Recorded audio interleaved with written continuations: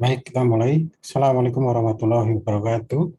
Salam jumpa kembali. Kita di dalam perkuliahan keselamatan pasien dan K3 dalam keperawatan. Nah, pada pertemuan sebelumnya sudah saya jelaskan terkait LO yang harus dicapai selama satu semester untuk mata kuliah keselamatan pasien dan K3 dalam keperawatan. Nah, untuk yang pertama ini adalah pengenalan bahaya, ya. Bahaya yang bisa ditemui oleh perawat dalam konteks bekerja, baik di rumah sakit, di puskesmas, maupun di sektor-sektor yang lain. Nah, identifikasi bahaya ini memang tidak spesifik untuk perawat saja, tetapi untuk sektor-sektor apapun, secara umum bahaya atau hazard itu kategorisasinya sama, ya. Sehingga di dalam pengenalan ini kita akan menggunakan pengenalan secara umum. Ya, sasarannya adalah untuk meningkatkan dan mempertajam naluri kewaspadaan karyawan terhadap potensi-potensi bahaya di lingkungan kerja. Jadi dengan mengenal, ya, hazard ataupun bahaya di lingkungan yang ditinggali oleh seorang tenaga kerja, misalnya perawat, maka akan meningkatkan kewaspadaan, ya, kewaspadaan dan naluri dari perawat tersebut supaya apa? Supaya bekerja dengan hati-hati, ya, bekerja dengan kewaspadaan yang tinggi sehingga bisa mengurangi risiko penyakit akibat kerja maupun kecelakaan akibat kerja.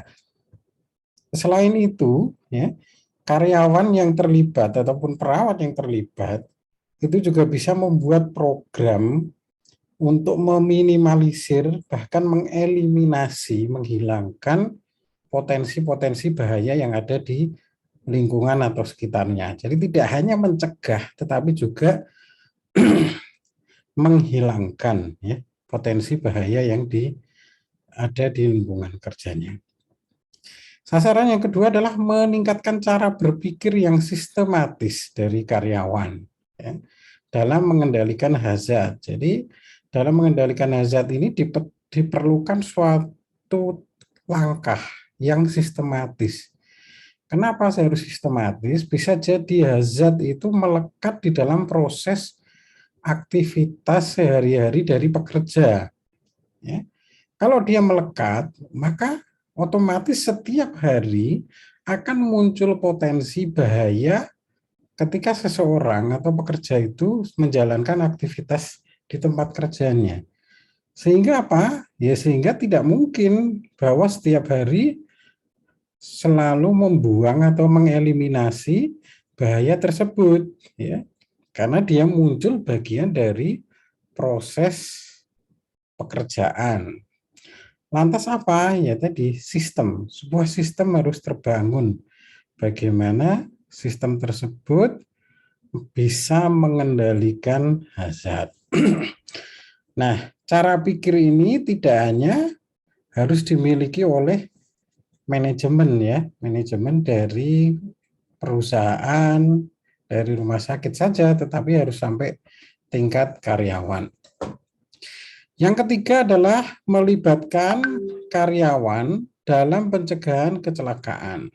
Nah, pencegahan kecelakaan tentunya akan dialami, risiko tingginya dialami oleh pekerja, ya. Kalau manajemen ya tentu ada risiko juga, ya, tetapi tidak setinggi pekerja, terutama pekerjaan-pekerjaan yang memang masuk kategori zona merah, ya. Nah, itu akan berisiko tinggi sekali, ya, karyawan mengalami kecelakaan kerja. Maka kesadaran akan pencegahan kecelakaan kerja ini tidak hanya harus dimiliki oleh manajemen, tetapi juga sampai tingkat karyawan. Kemudian sasaran keempat adalah mendukung manajemen dalam upaya mengurangi atau meniadakan angka kecelakaan kerja. Di dalam suatu industri, ya, perusahaan, baik itu berupa layanan kesehatan, misalkan rumah sakit, klinik, puskesmas, atau bahkan industri, ya, pertambangan, ya mungkin pertambangan batu bara, minyak bumi, ataupun bentuk-bentuk industri yang lainnya, pabrik-pabrik ya. Nah, semua itu usaha-usaha tersebut ya akan dinilai bagus jika memiliki zero accident, zero nol ya, accident kecelakaan. Akan dinilai sangat bagus ketika perusahaan tersebut dalam laporan tahunannya menyampaikan bahwa perusahaan tersebut zero accident, alias tidak ada kecelakaan kerja. Itu akan dianggap perusahaan tersebut berkinerja baik ya. Begitu juga sebaliknya ya.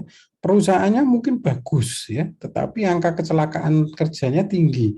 Ini akan mendapatkan penilaian yang negatif baik bagi investor atau penanam saham maupun terkait dengan perizinan. Jadi efek dari tingginya angka kecelakaan kerja atau penyakit akibat kerja ini adalah jangka menengah maupun jangka panjangnya terkait dengan perizinannya itu akan bisa dicabut ya atau tidak diperpanjang ketika izinnya sudah lewat, sudah habis. Nah, sehingga apa? Sehingga perusahaan, rumah sakit dan lain-lain selalu mengupayakan kesehatan dan keselamatan kerja ini menjadi budaya di dalam aktivitas pekerjaan mereka ya, termasuk kita sebagai perawat, karena perawat ini merupakan pekerjaan yang high risk ya, risiko tinggi, baik risiko tinggi dari peralatan invasif maupun penyakit-penyakit yang ada di pasien bisa menularkan pada kita. Sehingga apa? Sehingga K3 bagi perawat itu juga sangat penting untuk diketahui dan dilaksanakan. Nah, kita memasuki pengertian tentang bahaya atau hazard ya. Hazard adalah suatu kondisi, bahan, atau cara kerja yang berpotensi menyebabkan kerugian atau kecelakaan. Jadi hazard tidak melulu berupa benda ya, tidak harus berupa benda, tetapi dia bisa suatu kondisi, keadaan yang memiliki potensi. Ya. Potensinya potensi negatif ya, bukan potensi positif. Potensi menyebabkan kerugian atau kecelakaan, maka ini dikategorikan hazard. Misalkan orang bekerja di ketinggian, ya. Di ketinggian itu tidak perlu ada api, tidak perlu ada benda-benda yang tajam.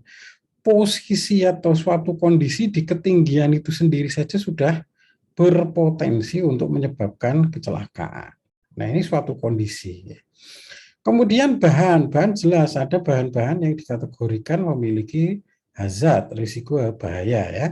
Kemudian cara kerja ya, cara kerja. Jadi aktivitas yang dilakukan dengan cara yang salah bisa meningkatkan risiko kecelakaan kerja. Ya, ini cara kerja ya. Jadi ada 3 itu. Kondisi, bahan atau cara kerja. Kemudian risiko adalah suatu kesempatan terjadinya ya. Jadi kemungkinan atau peluang akan terjadinya sesuatu ini dinamakan risiko. Jadi hazard yang belum terjadi maka dimasukkan sebagai risiko hazard. Ya. Kalau sudah terjadi maka menjadi hazard aktual. Ya.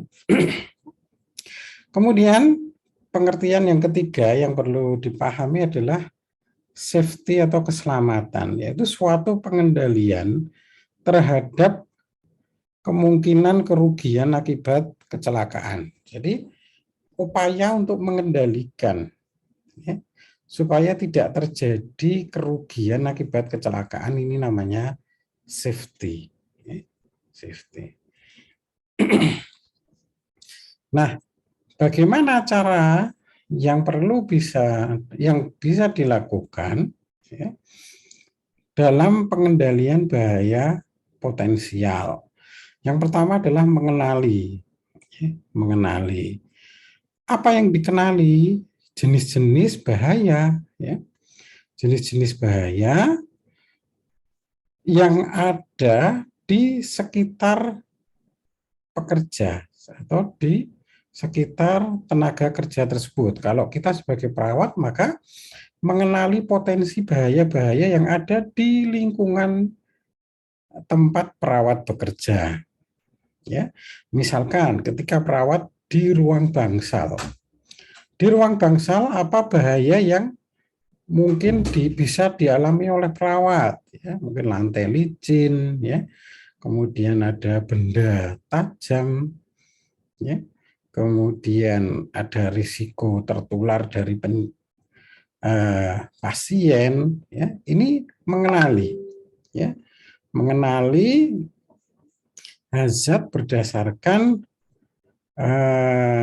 ruangan atau kondisi di mana perawat tersebut bekerja. Ya, setiap ruangan tentunya berbeda. Perawat yang bekerja di UGD, perawat yang bekerja di ICU, ya, kemudian di bangsal pasien, ya, kemudian di bagian kemoterapi tentunya memiliki hazard yang berbeda-beda. Nah, kalau sudah dikenali, maka dievaluasi seberapa besar risikonya, ya, seberapa besar risikonya dan apa dampak dari hazard tersebut. Ya. Misalkan, nah tadi di ruang bangsal perawatan pasien, ada pasien yang COVID ya kalau sekarang ya. Nah, kita mengenali ya risikonya adalah hazard biologis yaitu virus COVID-19 ya. Maka evaluasinya bagaimana? Tingkat penularannya tinggi sehingga risikonya kategorinya tinggi. Dampaknya apa? Ketika seseorang tertular itu bisa menderita penyakit bahkan sampai kematian. Nah, ini evaluasinya. Dari situ maka akan muncul apa yang harus dikerjakan ya perencanaannya. Ya, maka akan ada mekanisme ya protokol kesehatannya berbeda dengan orang biasa yang mungkin kontaknya tidak erat dengan pasien. Ya, maka perlu perencanaan ketika ya pasien ada yang positif, maka di mana bangsal yang bisa digunakan atau ditempati. Ya. Bagaimana perawatnya ketika mau merawat. Ya. APD-nya seperti apa, berapa lama kontaknya, terus apa yang dilakukan setelah kontak dengan pasien, dan seterusnya. Kemudian setelah direncanakan, dilaksanakan, dan dimonitor. Nah, ini bentuk langkah-langkah di dalam pengendalian bahaya potensial dari hazard atau bahaya.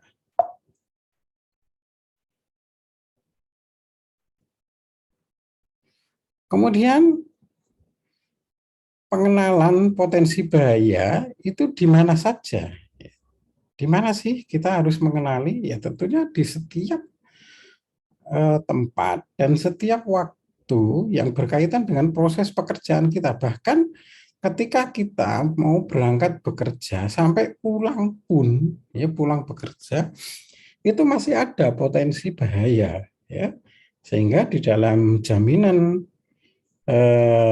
JKN, jaminan kesejahteraan nasional ya, JKN yang untuk tenaga kerja, ya, jam sostek ketenaga kerjaan, pekerja yang berangkat dan pekerja yang pulang ketika mengalami suatu kecelakaan di jalan raya yang searah berangkat dan searah pulang itu termasuk di dalam cover jaminan ya, karena masih dianggap bagian dari proses bekerja ya. Jadi identifikasinya terutama tentunya ruangan tempat perawat bekerja ya, itu yang paling utama ya, karena itu berkaitan dengan pekerjaan sebagai karyawan di situ. Di luar itu ada Jadi berangkat dan pulang. Nah, bagaimana cara mengenali? Ya semua potensi atau peluang ya. Potensi bahaya yang bisa menyebabkan kerugian atau kecelakaan kerja, maka harus dikenali, diidentifikasi selengkap-lengkapnya, sedetail-detailnya, bahkan sekecil-kecilnya harus diidentifikasi ya. Jangan sampai kelewat karena tugas kita sebagai perawat ya yang tadi berisiko tinggi, maka dengan mengenali kita akan bisa meminimalisir kecelakaan akibat kerja. Ini contoh potensinya. Apa sih yang bisa menyebabkan kecelakaan? Contohnya adalah petugas kebersihan yang kurang baik ya. Jadi menata spet ya, spet yang ada jarumnya, kateter, infuset itu tidak pada tempatnya, sehingga apa? Mengganggu ketika orang berjalan ya, atau malah menjatuhi ya, atau malah spetnya terbuka sehingga jarumnya bisa menusuk. Nah, ini bentuk dari contoh peluang atau kemungkinan suatu kondisi yang bisa menyebabkan kecelakaan.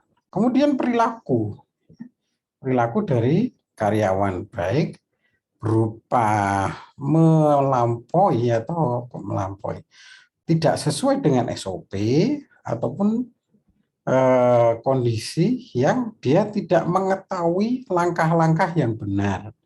Nah, perilaku-perilaku ini juga bisa menimbulkan kecelakaan kerja. Kemudian penataan material yang sembarangan, peraturan yang sudah tidak sesuai, ya SOP tadi, alur kerja yang sudah tidak tepat, ya.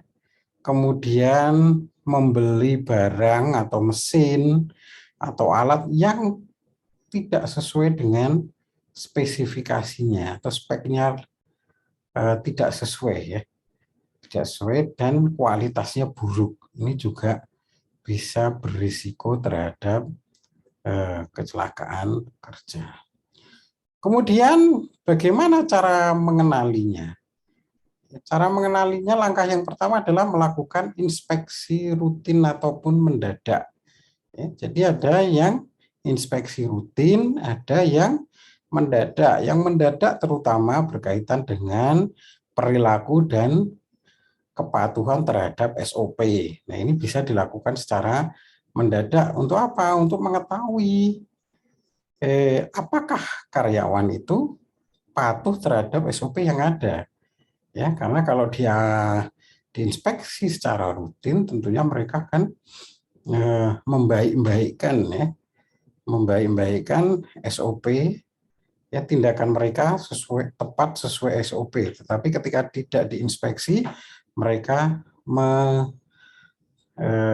melalaikan. Nah, itu maka perlu ada inspeksi rutin maupun mendadak. Kemudian mempersiapkan overguide ya. Kemudian JSH, JHA ya. Job safety assessment ya. Jadi keselamatan terkait dengan pekerjaan ya. Kemudian job hazard assessment, juga bahaya-bahaya tadi dibuat catatannya ya, sampai kalau perusahaan-perusahaan besar ketika seorang pekerja mau masuk ruangan, di sebelah pintu masuknya itu sudah ada tandanya. Oh, ruangan ini kategorinya hijau. Oh, ruangan ini kategorinya kuning. Risiko bahaya ketika seseorang masuk ke dalam ruangan apa, sehingga APD yang harus dipakai apa. Nah, itu jelas. Sehingga apa? Sehingga ketika masuk ke dalam ruangan tersebut sudah waspada, sudah menyiapkan diri. Beda kalau tidak ada keterangannya. Di dalam ruangan ada bahaya kategori kuning misalnya. Debunya banyak. Kok tidak ada penandanya? Orang masuk. Sampai di dalam baru ketahuan, ternyata tubuhnya banyak sekali. Sudah sesak nafas dia. Ya. Jadi sudah terlambat, sudah terpapar.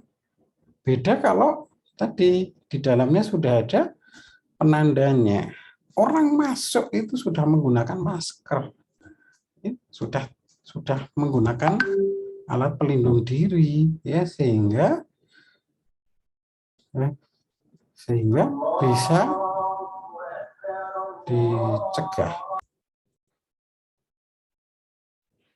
Kemudian berikutnya cara mengenali hazard adalah dengan mengecek standar-standar atau undang-undang tentang pekerjaan, ya, juga mengecek peraturan-peraturan yang relevan. Jadi kita harus tahu peraturan-peraturan terkait dengan perawat di rumah sakit, ya, baik secara jumlah, ya, standar jumlah, kemudian standar kompetensi, standar jam praktek, ya, kemudian kompetensi di dalam melakukan suatu tindakan. Nah, itu juga bisa mempengaruhi hazard, ya, terjadinya kecelakaan kerja, ya.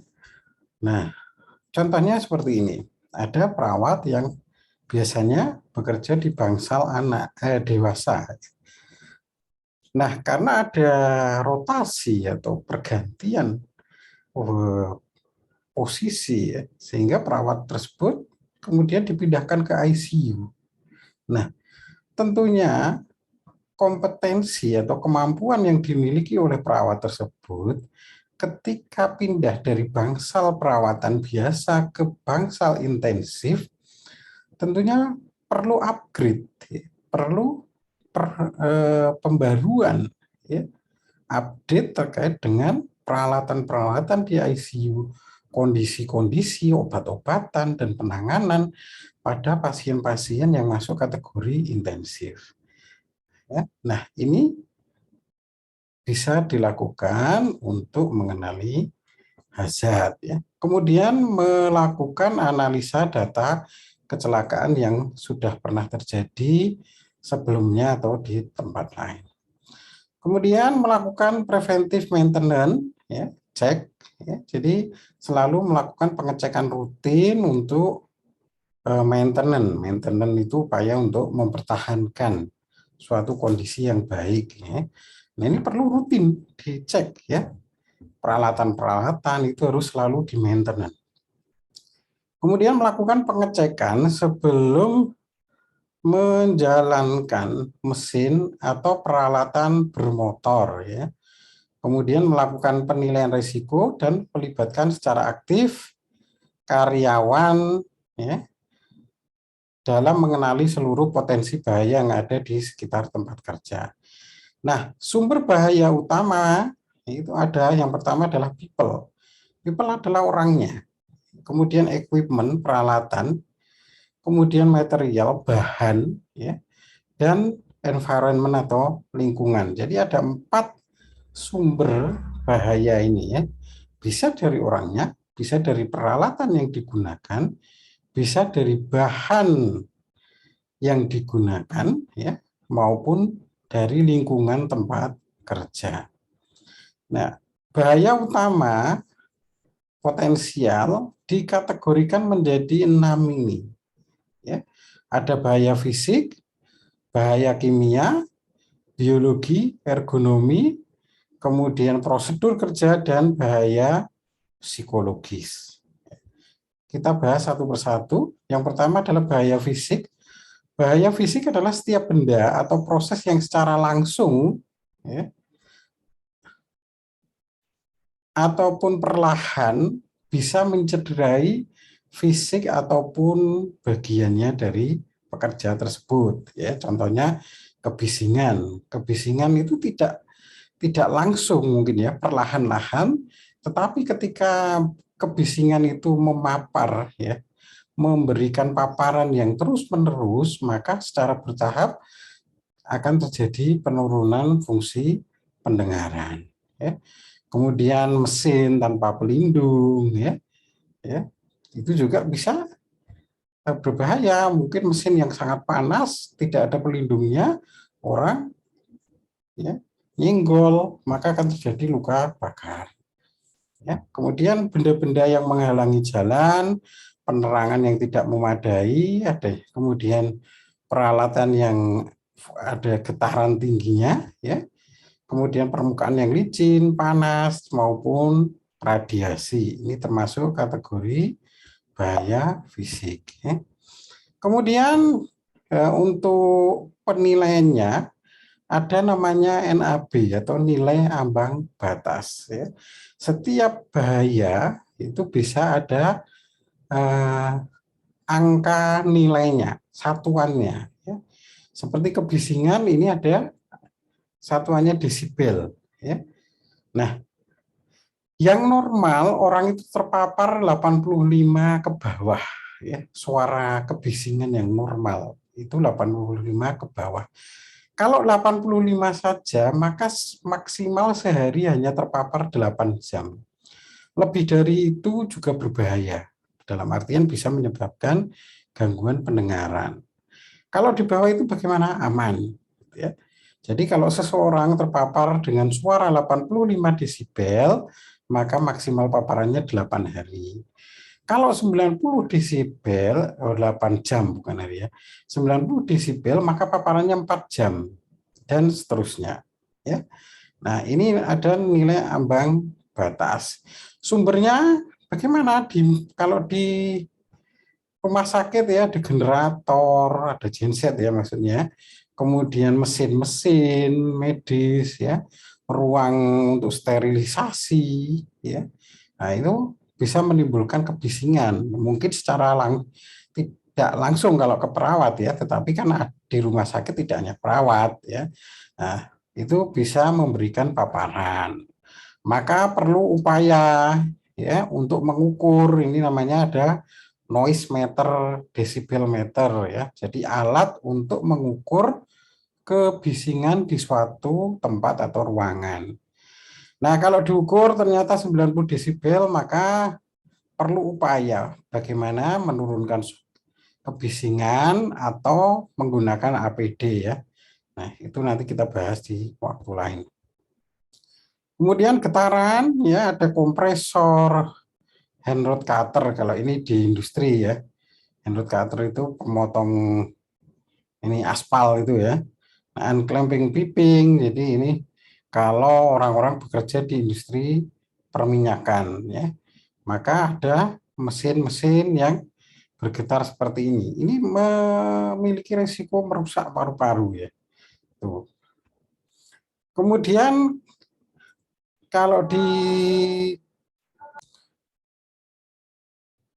rumah sakit ini ada yang bahaya radiasi ya, radiologi ya, bagian radiologi, radioterapi. Kalau perawat ya, itu kan juga bisa terpapar radiasi pada saat mendampingi pasien untuk melakukan X-ray, ya, CT scan dan seterusnya. Ya.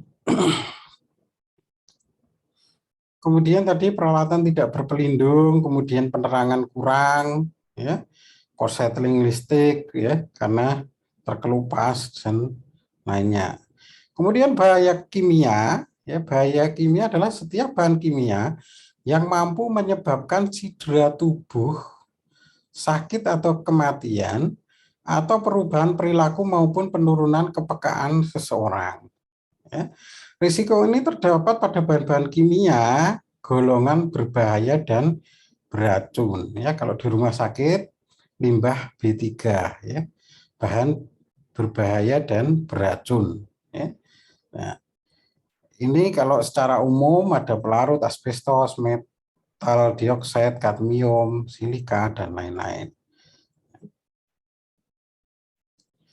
Nah, dampaknya apa? Bisa kebutaan, ya, kemudian penyakit dalam, ya, gangguan pernafasan, keracunan, asbestos, kanker darah. Ya. Kemudian kalau di kulit bisa menyebabkan iritasi, ya, kemudian gangguan mental. Maka untuk mengenali bahaya-bahaya kimia, karena bahaya kimia ini sejak awal, oh ini bahan yang aman, ini bahan yang bahaya, itu sudah dari awal bisa dikenali, ya. Maka harus ada MSDS, ya. material sheet data. Ya, jadi harus ada sistem pendataan terkait dengan bahan-bahan tersebut. Ya. Jadi harus ada. Ini kalau misalkan ini di rumah sakit kan ada klorin gitu ya. Ini kategorinya apa? Itu harus ada keterangan. Sehingga orang ketika mau menuangkan sesuatu, apakah perlu menggunakan pelindung atau tidak, itu jelas. Ya, kalau cuman NaCl seperti itu kena kulit kan nggak ada masalah ya. Tetapi kalau H2SO4 misalkan, nah ya, kemudian tadi ada bahan kimia lain yang membahayakan, ya itu akan bisa merugikan. Sehingga perlu pencatatan data-data bahan-bahan tersebut. Yang bisa dilakukan yaitu penggunaan Google kacamata, kemudian masker, apron untuk melindunginya, kemudian rubber glove ya, sarung tangan yang tebal maupun sepatu. Ya. Jadi tidak apa adanya gitu ya, maka harus menggunakan APD. Kalau terkena bahan kimia maka ada e-wash fountain ya, jadi harus ada pembilas atau pencuci, terutama kalau bagian muka yang kena. Ya. Tuh. Nah ini satuan untuk gas. Ya. Kemudian bahaya biologi potensial. Ya. Nah kita sebagai perawat di rumah sakit bahaya biologi potensial ini sangat tinggi karena penyakit-penyakit yang dialami oleh pasien, terutama penyakit kategori menular, ini menjadi ancaman bagi perawat. Tetapi bukan berarti perawat harus takut dan tidak mau merawat pasien, maka harus mengenali ya. Setiap unsur kehidupan, yaitu biologi seperti debu organik yang dimaksud ya eh, makhluk hidup ya, berupa jamur, bakteri gitu ya, bukan debu jalanan. Kemudian jamur, serangga, semut, kutu, protozoa, bakteri, virus, atau enzim yang dapat menimbulkan reaksi, alergi, luka, ataupun penyakit terhadap manusia. Maka ini dikategorikan bahaya biologis. Bahaya biologis dampaknya apa bagi kita? Ya, ya tentunya terjadi penyakit, ya, penyakit infeksi atau penyakit nosokominal ya. Jadi infeksi nosokomial. Baik pada perawat ya, pasien ke perawat atau pasien ke pasien yang lain atau perawat ke pasien yang lain. Ya, inos ya, terjadi penularan berantai di rumah sakit. Ya. Inos atau infeksi nosokomial yaitu infeksi yang sebelumnya tidak ada tetapi didapatkan ketika berada di rumah sakit, yaitu inos ya. Nah, kemudian bahaya ergonomis potensial. Setiap tempat kerja atau kegiatan yang bisa menyebabkan atau menimbulkan tekanan terhadap fisik atau jiwa, ataupun perlakuan yang tidak pantas terhadap bagian tubuh seseorang. Ini merupakan kategori bahaya ergonomis. Dampaknya apa? Ketidaknyamanan dan tentunya ada kerusakan secara fisik ya. Misalkan perawatnya kecil gitu ya, mengangkat pasien yang gede. Nah, ini tidak ergonomis. Kemudian bahayanya tata ruang kerja yang buruk ya, tadi desain lokasi yang buruk, desain peralatan dan alat kerja yang tidak sesuai. Ya, tentunya ergonomi ini bisa dipelajari dan diterapkan. Ya, cara mengangkat benda yang berat, cara menjangkau peralatan yang tinggi, ya, termasuk tadi beban kerja terkait dengan fisik. Ya. Kalau ada pasien besar, ya, jangan perawatnya sendirian, harus mencari teman. Ini bagian dari ergonomis. Ya. Bahayanya apa tadi? Beban tanggung jawab berlebihan. Ya, kemudian pekerjaan yang harus memindahkan perpindahan bolak-balik, tidak serasi jam kerja dan istirahat, dan pengaturan shift yang jelek. Kemudian terkait bahaya prosedur kerja ya, atau SOP, ya. Jadi seseorang pekerja yang melakukan suatu aktivitas tidak berurutan sesuai SOP. Ini juga bisa menimbulkan bahaya. Yang terakhir adalah bahaya psikologis, yaitu berupa ketidakharmonisan hubungan antar manusia di dalam rumah sakit. Ya. Jadi komunikasi atau hubungan antara perawat dengan dokter, perawat dengan pasien atau tenaga kesehatan yang lain tidak harmonis. Ya. Terjadi konflik kepentingan, terjadi salah paham. Ini akan berdampak terhadap perilaku dan semangat kerja. Nah, kalau sudah dikenali ya tadi ya, maka harus dievaluasi apakah kategorinya low, rendah, medium atau tinggi. Ya. Kalau low bagaimana perencanaannya, kalau medium bagaimana, kalau tinggi bagaimana. Ya. Maka harus ada hazard operability studies ya. Jadi harus ada job safety analysis dan operating guide. Ya. Jadi analisis keamanan, keselamatan dalam bekerja maupun SOP-nya.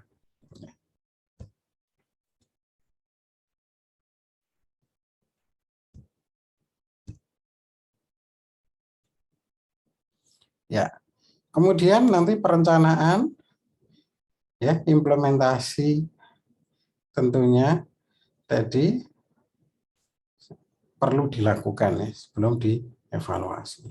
Ya, baiklah, terima kasih untuk materi pada kali ini sudah kami sampaikan, semoga bermanfaat. Kita akhiri. Assalamualaikum warahmatullahi wabarakatuh.